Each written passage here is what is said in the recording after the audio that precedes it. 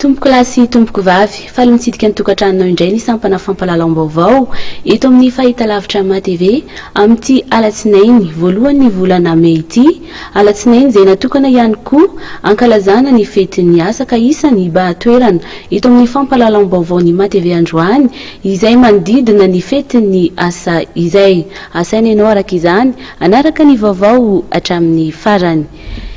Araka ny fanambara tamintsika dia ny fetin'ny asa no isataratsika ny vaovao amin'ity androany ity, ny tanjozotra nakeny Antsahamanitra ireo sindika maro avy amin'ny vovonana CTM na ny Conférence des Travailleurs de Madagascar sy ny SSM na ny Solidarité Syndicale de Madagascar rehefa nanao diabe ny ainga teo anoloany ny kanja mitafy ny Mahamasina androany.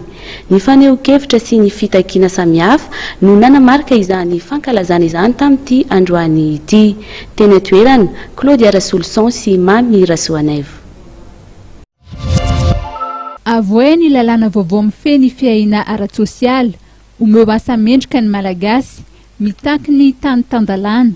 Anisan'ireo sora-baventy ny baribary teny amin'ny kianja maitso Antsahamanitra izay ambom-pionan'ireo sindika maro nanamarika ny fetin'ny asa izany androany.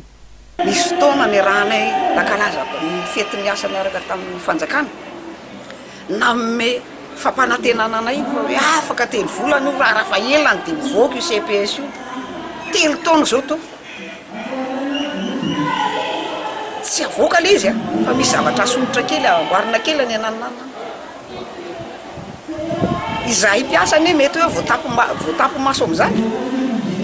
Fa nefa rano io knaps io zay ihany mba iantehiranay rehefa misy zavatra manjoanay zany iny zany tena zava-dehibe ary anaovanay etsika ngezabe mihitsy io zavatra io fa tsy mety ny afana aloha indrindrindrindra koa ny ametrahana no rafitra ifampidiniana fa tena ohatrany tsy apetraka mihitsy zany le izy aty amin'ny secteur privé. Misy foana ny hoe zao ny mahatonga le zao ny mahatonga le izy miandry izay fotoana izay zahay aiza ho aiza le izy fa ty zany efa tsy tsoro-mamby isarahana zany amin'izao fotoana zao fa mahatsiaro mamaivay zany ny mpiasa hoe mijaly mila zany fandraisana andraikitra ny fanjakana. Code de prévoyance sociale miasa amin'izao fotoana zao dia code de prévoyance sociale tamin'ny 1969-70. Dia io zany nasiana fanamboarana atao code de prévoyance sociale zany dia mikasika ny fanatsarana sy fanamboarana ny fiaina ara-tsosialy mpiasa zay no mahatonga amin'ny lasa fahalalana afa zany raha eto Madagasikara.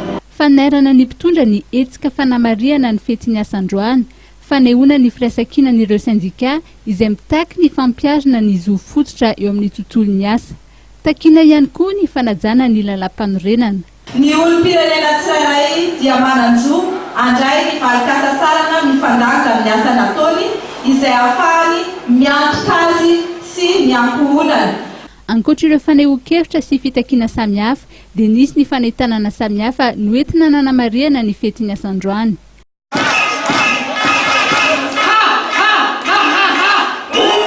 Nahitana mpitandro filaminana moa ny teny amin'ny mandinda ny kianja Antsahamanitra.